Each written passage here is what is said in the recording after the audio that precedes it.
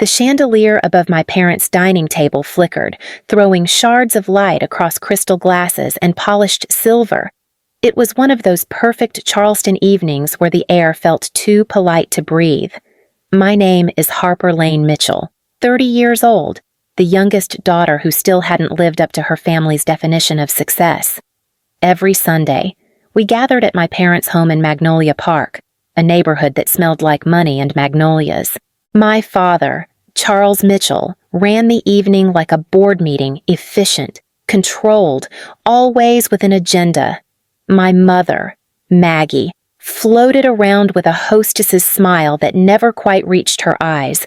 And then there was my sister, Sabrina Mitchell, the golden one, corporate consultant, power suit, the daughter who made Mitchell sound like a brand name. Dinner had begun the same way it always did, small talk disguised as judgment. "So, Harper," my mother said, passing me roasted chicken as though offering pity, "how's that little fashion thing you're doing?" Her tone carried that southern sweetness that made every insult sound like concern. I smiled tightly. "It's good, Mom, really good. Actually," across the table. Sabrina set down her wine glass. "She means your boutique, right? Online, something." Her words sliced through the room, sharp but sugar-coated. "You should think about scaling down." "Harper," she added, "that industry's brutal." Dad chuckled, dabbing his mouth with a linen napkin. "Listen to your sister. She knows about business. Maybe you should work with her firm, learn how the real world operates." The real world. Their favorite phrase. Translation, a world that didn't include me. I took a sip of water, my throat burning. "Actually," I said softly, "I've been looking to buy a place soon. Maybe near here." The silence that followed was deafening. Then came the laughter. Mom's hand flew to her chest. "Oh, Harper, Magnolia Park homes start in the millions." Dad leaned back, shaking his head. "Be practical, sweetheart." And Sabrina, my perfect sister, smiled that thin, pitying smile. "Maybe start with an apartment. Little sis. Leave the mansions to people who can handle the mortgage." Their laughter blended with the sound of silverware, echoing in my head like static. I didn't argue. I didn't defend myself. Instead, I looked at Sabrina, the sister who'd always been the standard I could never reach, and smiled. It wasn't the kind of smile that said you're right. It was the kind that said you'll see. They went back to eating, unaware that every condescending word they'd spoken had just fueled something in me. 2 weeks later, their laughter would turn into phone calls. Panicked, confused, desperate. And when they finally showed up on my doorstep, I'd say the 4 words I'd been holding on to since that night: "Get off my property." But that part of the story comes later. That night, I simply sat there, listening to the sound of their laughter, tasting the bitterness of roasted chicken and humiliation, and promising myself one quiet, unshakable truth: they'd regret underestimating me. Before the dinners turned sharp and silent, before every word between us carried a hidden jab, there was a time when Sabrina and I were just sisters.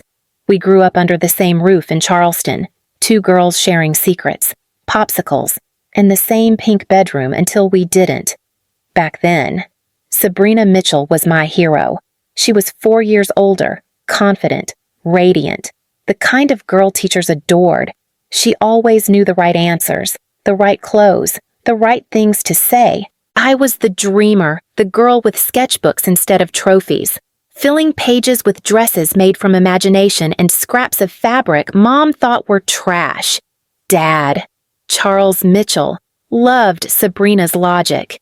He'd beam when she won debate tournaments and tell everyone his eldest would one day run her own company. Mom, Maggie, followed suit, repeating, "Sabrina just has that drive." Every praise for her came with an echoing silence for me. "You'll find your thing too." "Harper," Mom would say, her smile tight as ribbon. When I was 10, I made my first dress from a bedsheet. I wore it downstairs, proud, waiting for applause. Instead, Sabrina laughed. "You look like a ghost in curtains," she said, and our parents joined in. It was the first time I realized laughter could sting. As we grew, Sabrina's world widened student council, internships, the right boyfriend. Mine stayed stitched together by thread and stubbornness. When she left for college, the house got quieter, but also colder. My drawings filled the silence she left behind. Years later, when I announced I wanted to study fashion design, Dad sighed. Art is for hobbies. Harper, Sabrina's going into consulting. That's a career. Sabrina didn't say much, just that same half smile that said she'd already won. That was when something shifted between us. Admiration turned to distance. Distance hardened into competition. And competition, in our family, was a blood sport. Still, I loved her. Some part of me always would, because before she became my rival, she was the girl who braided my hair, the sister who told ghost stories under blankets, the one who promised, "We'll always have each other." I didn't know then how wrong that promise would turn out to be. The years that followed felt like living in someone else's shadow. While Sabrina Mitchell rose through the ranks of her consulting firm, my life existed in the quiet spaces her success left behind. She became the family's living proof that the Mitchell name meant power. I became the polite topic shift whenever someone asked how her little sister was doing. After high school, I packed my sketchbooks and headed to a small design college in Savannah.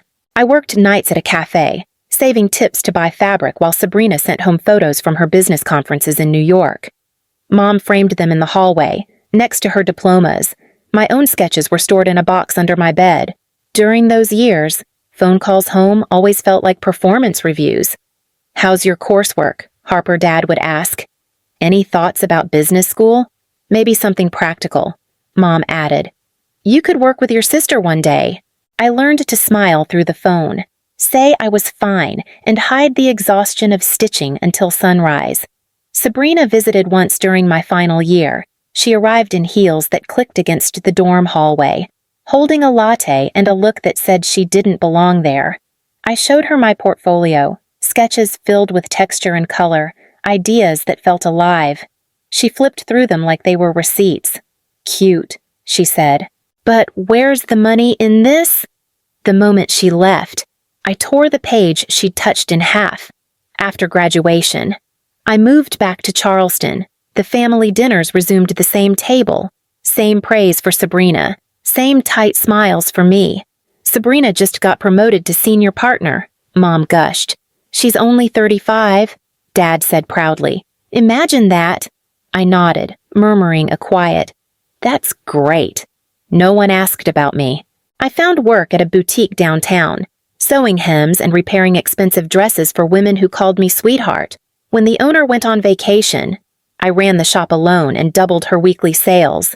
Still, my parents called it cute experience. Sabrina called it retail practice. Invisible, that's what I became. To them, to Charleston's polished world, even to myself some days.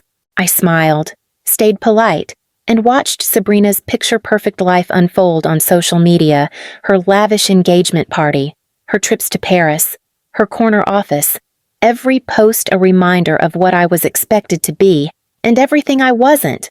But what they didn't know was that invisibility gave me freedom. No one was watching when I stayed up until 3 a.m., designing. No one interfered when I launched my first Etsy shop under the name HLM Studio. The orders were small, at first handmade dresses for bridesmaids, summer pieces for locals, but each sale was a whisper of validation the Mitchells could never give me. While my family toasted to Sabrina's latest triumphs, I learned to toast in silence to small wins, to progress unseen. I wasn't living in her shadow anymore. I was learning to build a world where their light couldn't reach me. The thing about being underestimated is it gives you room to work in peace. While the world applauded Sabrina Mitchell for her speeches and promotions, I was learning the rhythm of creation, the quiet pulse that only ambition can hear. My tiny apartment in downtown Charleston doubled as my studio. Bolts of fabric leaned against the wall, sketches covered the floor, and the hum of my sewing machine replaced the sound of validation I never got from my family. Most nights, I worked until dawn. Coffee turned cold beside half-finished garments. My fingers calloused from the needle. My brand, HLM Studio, was still small then, an online store with maybe 20 loyal customers. But those customers kept coming back. They sent photos wearing my dresses at weddings, garden parties, graduations, real women, glowing in something I had made. Their joy was the applause I'd been waiting for my whole life. My best friend Tessa Hall became my anchor. She worked in social media marketing and saw potential before I did. "You don't need your family's approval," she told me one night over pizza. "You just need consistency." Her confidence filled the spaces my family's silence had carved out.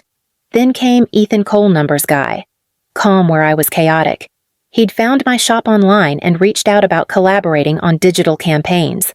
Within months, he became more than a partner. He handled the finances, the projections, the strategy, all the things I'd been too afraid to face. "You design, I'll do the math," he said. "Together, we'll make this real." We worked out of coffee shops, shared Wi-Fi, and wild dreams. Slowly, orders grew from dozens to hundreds. I'd refresh my sales dashboard at 2 a.m., watching numbers rise like a heartbeat. Still, I didn't tell my parents. I didn't tell Sabrina. Their voices lived in my head. Be practical. Be realistic. Stay small. I couldn't risk them turning my progress into another punchline, so I stayed silent. Success became my secret rebellion, while Sabrina lived for attention. I built power in the quiet, and in that silence, I realized something important. Vindication doesn't come from proving others wrong. It comes from proving yourself right, from the outside. Sabrina Mitchell's life sparkled like a diamond. Her social media pages glowed with photos from rooftop galas, weekend getaways, and corporate retreats in New York. She was the daughter every Southern parent dreamed of: polished, accomplished, untouchable. But perfection has a price, and hers was cracking beneath the weight of it, behind the curated smiles. Sabrina's marriage was fraying. Her husband, Jonathan, had started another investment project, the kind that drained money faster than it made it. The luxury spa she'd backed was losing clients, but she'd never admit it. The Mitchells' reputation couldn't afford public failure. To everyone else, she remained the symbol of stability. To herself, she was a woman terrified of losing the image that defined her. I didn't know any of that then. From where I stood, Sabrina still looked untouchable. Every family dinner was another reminder that she'd become the center of their universe. "Your sister's new campaign just landed a feature in Forbes," Dad announced one evening. Mom's voice chimed in, soft but smug. "You should learn from her. Harper. Sabrina knows how to plan ahead." I smiled, nodded, and said nothing. They didn't need to know that HLM Studio had just hit its first 100,000 in sales. They didn't need to know I'd been interviewed by a local magazine that called me a rising name in Southern design. Their world and mine were parallel lines, never meant to meet. Still, sometimes at night, scrolling through Sabrina's flawless photos, I felt that old ache, the one that whispered I'd never be enough. But then I'd glance at the orders flooding my inbox, the thank you notes from customers who felt beautiful in my designs, and I'd remember why I started. Sabrina lived for approval. I lived for authenticity. She had the spotlight, but I was building something real just outside its glow. It started with a listing that stopped my scroll: a modern glass and stone home in Magnolia Park, the very neighborhood where my parents still bragged about their zip code like it was a family heirloom. The house glowed in the photos, all open spaces and light. It was beautiful, impossible, and completely mine the moment I saw it. I read the price twice: $3 million. The kind of number that would make my parents laugh. The kind of number Sabrina used to brag about in her investment portfolio. But my brand, HLM Studio, had quietly crossed 7 figures in annual revenue. There were retail partnerships in Atlanta, Miami, and Austin. I had leverage now, the kind they never thought I'd earn. I forwarded the listing to Ethan Cole, my business partner and the one person who knew how far I'd come. "You're really doing this?" he asked over the phone, a mix of pride and disbelief in his voice. "Yeah," I said. "It's time they saw what I built." We met with agents, toured properties, crunched numbers. Every signature, every document made the dream more real. I didn't tell my parents. I didn't tell Sabrina. Keeping it secret felt powerful, like holding a match I wasn't ready to light.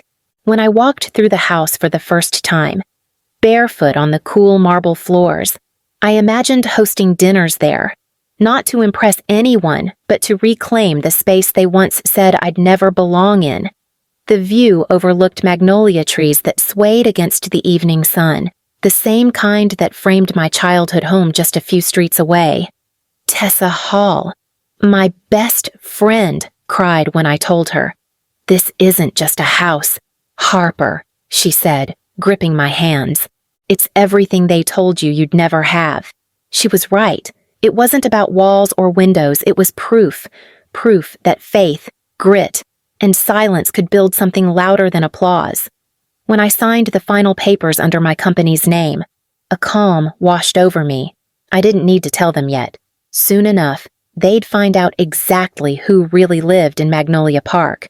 2 weeks before the closing date, I found myself back at my parents' dining table, the same chandelier light, the same polished silver, the same predictable script.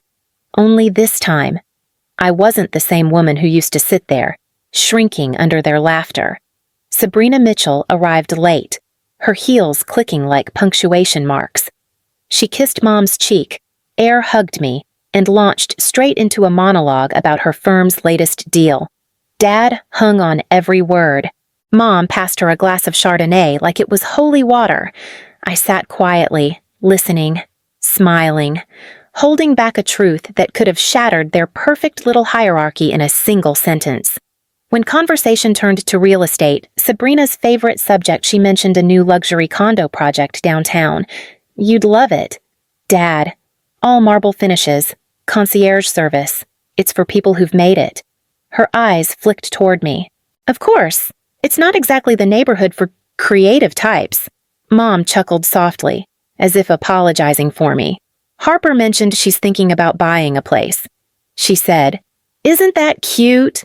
The table went silent for half a heartbeat, then erupted in laughter. "You," Sabrina said, smirking.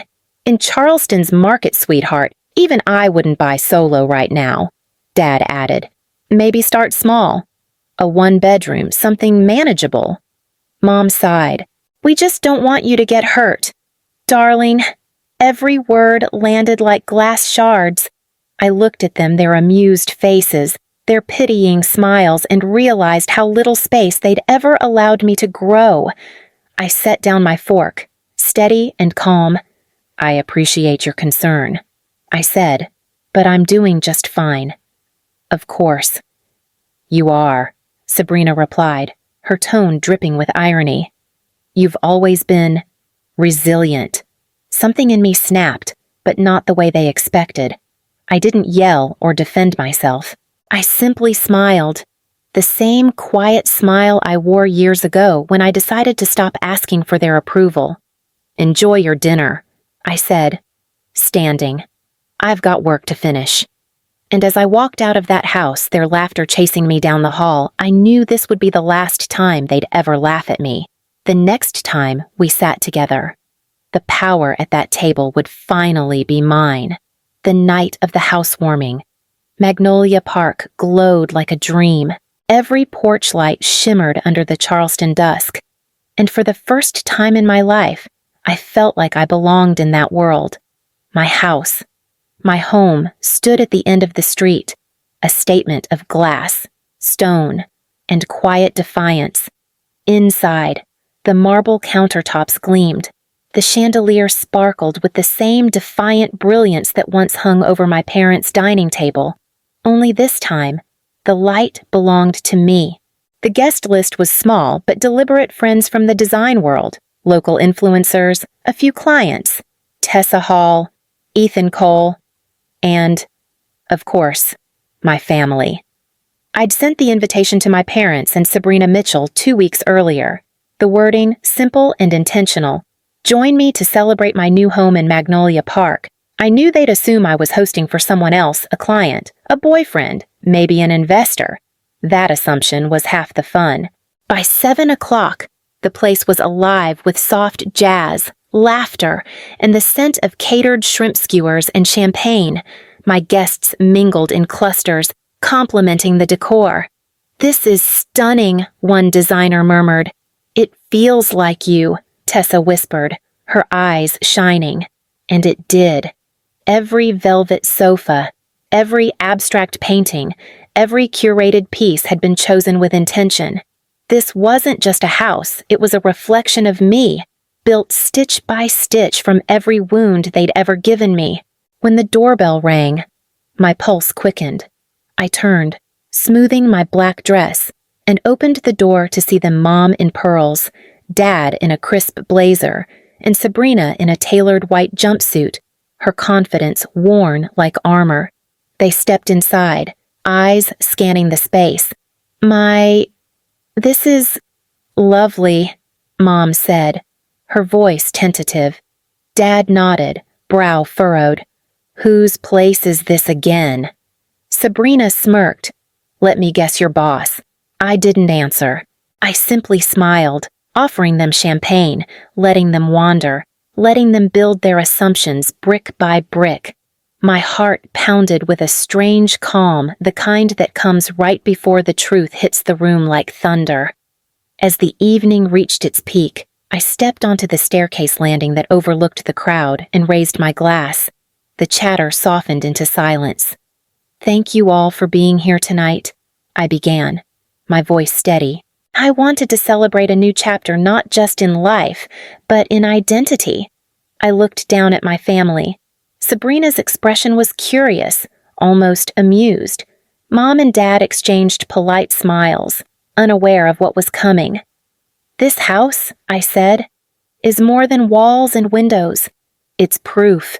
Proof that dreams the ones people laugh at can build empires. Proof that when you're underestimated long enough, you learn to work quietly and hit louder." A soft murmur rippled through the room. I felt the weight of years lifting off my shoulders. Then I said the words I'd waited a decade to say. "This isn't my boss's home. It's mine. Bought under HLM Studio. Paid in full." The crowd gasped. Tessa's eyes welled with tears. Ethan smiled like he'd known this moment all along, but my family, my proud, polished, perfect family, stood frozen. Mom's glass trembled, Dad's jaw locked tight, and Sabrina's smirk vanished completely, replaced by disbelief. "You're joking," she said quietly. "No," I replied, my voice calm but sharp. "I've spent years turning what you called a hobby into a company that built this house." Silence filled the room, thick, heavy, perfect. Mom finally found her voice, brittle and small. "We didn't know." "You never asked," I said. Sabrina tried to recover, stepping forward, that old condescension creeping back. "Well, that's impressive, really. We're proud of you, Harper." But her voice cracked on the word proud. I smiled politely. "Dinner's served," I said, turning away. For the rest of the night. Laughter returned, but not theirs. Guests toasted, music played, and my parents lingered at the edge of the celebration, like ghosts in a home that no longer belonged to them. Tessa leaned close and whispered, "You did it. You showed them." But I wasn't thinking about revenge anymore. Watching them fade into the background, I realized I didn't need their validation. The real victory wasn't their silence, it was my peace. As the night wound down and the last guests left, I stood alone under the chandelier's glow. It didn't blind me like my parents had, it illuminated me. For the first time, I wasn't the forgotten daughter of the Mitchell family. I was the woman who'd built her own light. 2 weeks after the housewarming, the Magnolia Park gate camera caught 3 familiar faces standing outside Sabrina, Mom, and Dad. I almost didn't answer. The silence since the party had been blissful, a quiet that hummed with satisfaction, but something in their posture stiff. Desperate, pulled me to the door. When I opened it, Sabrina's eyes were red, her usual poise cracked at the edges. She clutched her designer purse like a lifeline. "Harper, we need your help," she said, her voice trembling. Behind her, Dad cleared his throat. "Your sister's investment collapsed. The spa she funded went bankrupt. We backed her loan." Mom's eyes flicked up, pleading. The bank's threatening to seize the house. "Harper, we thought maybe I didn't let her finish." I just stared at Sabrina, the woman who once told me to be practical, who laughed at the idea of me ever owning a home, and realized this was the moment every insult had been leading to. "You told me my dreams wouldn't pay the bills," I said softly. "Turns out, they paid for everything." Sabrina's voice cracked. "Please." "Harper, I know I was awful, but I'm still your sister."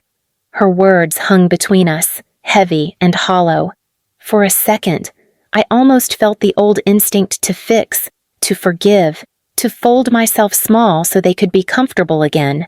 But then I remembered every Sunday dinner, every snide smile, every "be realistic. You only come to me when you've lost control." I said, "You never saw me until you needed something." Mom stepped forward, reaching out. "Harper, please, we're family." I shook my head. "No." "Mom, family doesn't make you feel small just to keep their pride big?" Then I said it, the same 4 words I'd promised myself that first night at dinner. "Get off my property." The gate clicked shut behind them. Through the window, I watched them walk away, Sabrina's shoulders shaking, Dad's jaw tight, Mom holding on to both of them like she could still glue us back together. I didn't feel victorious. I felt clean. Their downfall wasn't my doing. It was the gravity of their own arrogance finally pulling them down. And for the first time, I didn't feel like the forgotten sister. I felt free. Weeks passed, and the silence that followed was golden. The phone stopped ringing. The guilt faded, and my home in Magnolia Park settled into a rhythm of calm. HLM Studio thrived. New orders, new collections, new beginnings.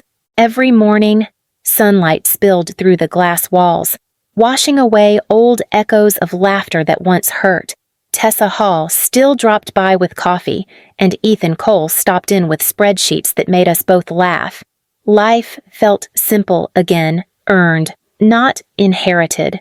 Sometimes, when I drive past my parents' street, I catch sight of Sabrina's old car parked outside, gathering dust. There's no hate left in me, only distance and understanding. They taught me how to live without applause, and in doing so, they gave me something greater than their approval, my own peace. I didn't just survive them, I outgrew them,